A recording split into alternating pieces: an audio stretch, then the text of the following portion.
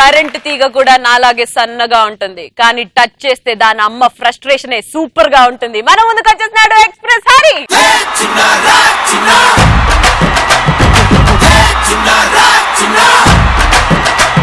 So సన్నగా ఉంటే ఎలాంటి ప్రాబ్లమ్స్ వస్తాయి, ఎలా వాళ్ళని సమాజంలో చూస్తారు, వాళ్ళ ఫ్రస్ట్రేషన్స్ ఏంటనేది చూపిస్తాను. ఫస్ట్ ఈ ఏదో నిక్ నేమ్స్ అని ఒకటి ఉంటాయండి.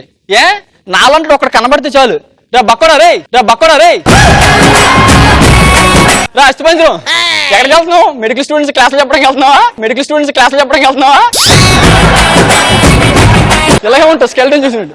ఒక అమ్మాయి మామూలు సన్నగా కనిపిస్తే ఎంతమంది అమ్మాయిలు సన్నగా ఉన్నారు? బా సైజ్ జీరో, బా సైజ్ జీరో.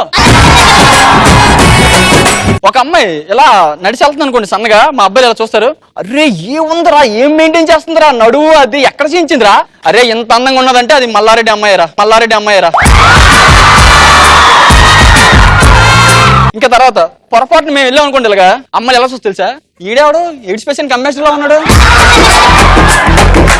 హే ఎంతవరకు చదువుకుని ఉంటాడు వీడు, ఆడు చదువు పక్క జీవీఎంసీ బండి వెళ్తుంది కదా, అందులోంచి పడిపోయి చెత్తకు మనిషిగా అయిపోయి ఉంటుంది. సింపుల్ గా ఎలా చూస్తారంటే అండి, కరెంట్ వైర్ కి అండర్ వైర్ వేసినట్టు చూస్తారు మమ్మల్ని, కరెంట్ వైర్ కి అండర్ వైర్ వేసినట్టు చూస్తారు మమ్మల్ని.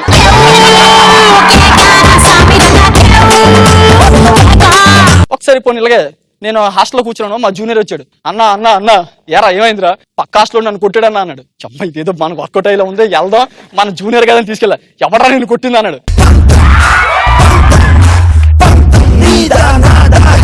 హాస్టల్కి వెళ్ళా, ఎవడరా మా వాడిని కొట్టింది, బయట రండి దమ్ముంటే రే, ఇప్పుడు అప్పుడు కాదు ఇప్పుడు రండి రే రండా. ఏంట్రా కొడతా అన్నా? అన్న నిన్న ఎవడన్నా కొట్టేది, నువ్వు మామూలుగా ఉన్నావన్నా. అయ్యా నేను కొట్టడం కాలేదన్నా, మా ఊడు వచ్చి అన్న నన్ను ఎవడో కొట్టాడు, ఆ చేతుకున్న వాచ్ బాగుందంటే చూడడానికి వచ్చా. ఏది భలే ఉందన్న వాచ్. ఆయన కొట్టకుండా బయటకు వచ్చారు, మా జూనియర్ చూశాడు, ఏందన్నా నువ్వేదో పీకేస్తామని వెళ్తుంటే అలా వచ్చావంటే, ఆడేమో ట్రాన్స్ఫార్మర్ గా ఉన్నాడు, మన ఆడి ముందు వేలాడ వైర్లో ఉన్నాం, అయినా ఇంట్లో లైట్లు ఆపుకోవాలంటే స్విచ్ లో ఆపుకోవాలి, ఇలా ట్రాన్స్ఫార్మర్ పట్టుకుంటావా, ట్రాన్స్ఫార్మర్ పట్టుకుంటావా. చివరికి నీళ్ళంటాడు ఒకడే, వర్షం పడుతుంది గొడుగు తేరంటే పుట్టగొడుగు పట్టుకుని వచ్చాడంట, పుట్టగొడుగు పట్టుకుని వచ్చాడంట.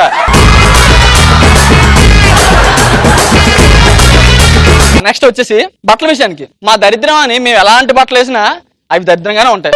అలాంటి బట్టలు వేసుకుని బయటకు వచ్చాం అనుకోండి, రమని మనం చూసి ఎరా హ్యాంగర్ బట్టలు వేసుకుని నడుచుకొచ్చేస్తుందండి, హ్యాంగర్ బట్టలు వేసుకుని నడుచుకొచ్చేస్తుందండి.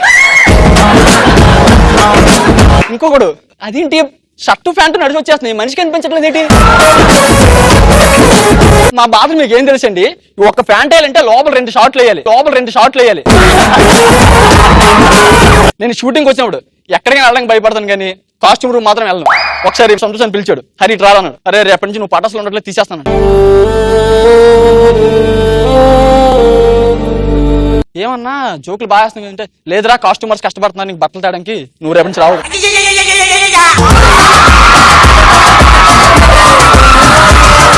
నేను అబ్జర్వ్ చేస్తాను, ఎక్కడికి వెళ్ళినా పర్లేదు, కానీ నేను కాస్ట్యూమ్ రూమ్కి వెళ్ళాను అనుకో, మా కాస్ట్యూమర్ బయటకు వెళ్ళిపోతాడు ఇలాగ. ఏమన్నా ఎక్కడికి వెళ్తాం అంటే, అది థ్యాంక్ యూ మిత్రం షార్ట్ ఫిల్మ్ వచ్చిందంట, థ్యాంక్ యూ మిత్రం షార్ట్ ఫిల్మ్ వచ్చిందంట చూడడానికి వెళ్తాను. వచ్చి భయ్యా నేను నీకు తెలియను, శ్రీముఖి గారికి అయినా 3-4 డ్రెస్సులు సరిపోతాయి, నీకు మాత్రం 100 డ్రెస్సులు చూపిస్తున్నాను భయ్యా. మా రూమ్ ఇచ్చారు, రూమ్ ఇచ్చిన తర్వాత రూమ్లోకి వెళ్ళిన తర్వాత ఏం లేదు, ఆ ప్యాంట్ వేసుకోవడానికి ఏం లేదు, ఒక ప్యాంట్ బాగా కనిపించింది, అది వేసుకుని ఇంకా బాగా లూజ్ అయిపోతాను, బెల్ట్ పెట్టుకున్నా.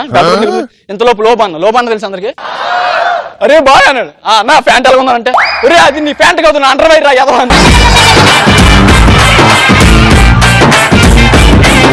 అన్న అండర్ వైర్ వేసుకోవడానికి నేను 3 బెల్ట్లు పెట్టుకున్నాను పైన.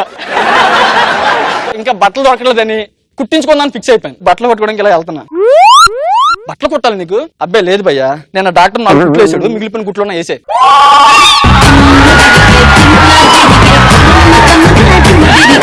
నువ్వు టైలరే కదా, బట్టలు కాబట్టి ఇంకేం కుడతావు ఎదవా.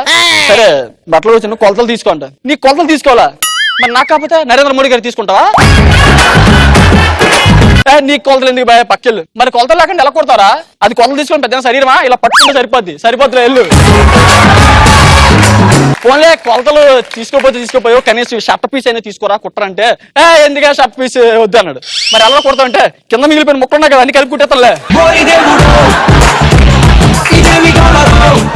అన్నదానంకి వెళ్ళి అరిటాకులు అరటిపళ్ళు ఎత్తిపోయి ఫేసు నువ్వును.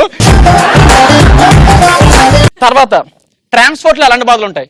బేసిక్ గా ఆర్టీసీ బస్సులో ఇద్దరు కూర్చోవచ్చు ఆ సీట్లో, కానీ మాలాంటి వాళ్ళు నలుగురు కూర్చోవచ్చు. ఈ ఫెసిలిటీ ఉంటుందా ఆలోచించరు. మేము కూర్చొని అనుకోండి, ఒకడు వచ్చి ఇలా చూస్తాడు, ఈ బక్కలు కూడా ప్లేస్ అవసరమారా? అది ఆర్టీసీ బస్సు కాబట్టి ఎవ్వరు మమ్మల్ని ఏమంటారు.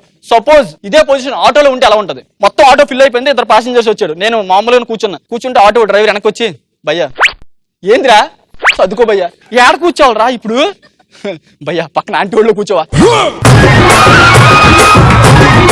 నేనేమన్నా 10th క్లాస్ పిల్లన్నారా, బీటెక్ చదువుతున్నారా, ఆంటీ వాళ్ళు ఎట్టారా కూర్చునేది? ఆంటీ కూడా పర్లేదు బాబు వచ్చి కూర్చో అంట. వెళ్ళి కూర్చోంటో ఆటో వెళ్తూ ఉంటది. మళ్ళీ ఆంటీ ఏంది బాబు మొత్తం దుమ్ములే నాకు గుచ్చుకుంటున్నాను. సన్నగున్నాడు కూర్చోపోతే ఎముకలు గుచ్చుకోపోతే జిలేబీలు జాంకిలు తిన్నట్టు ఉంటుందా? నేను ఏమన్నా కోరుండి కూర్చుంటానని చెప్పానా? మీరు మీ నీలాంటిది అయ్యే వర్షంలో బట్టలు ఆరేసి బట్టలు ఎందుకు ఆడడం లేదని ఏడ్చిందంట ఇంట్లోకి వెళ్ళి. దేవుడా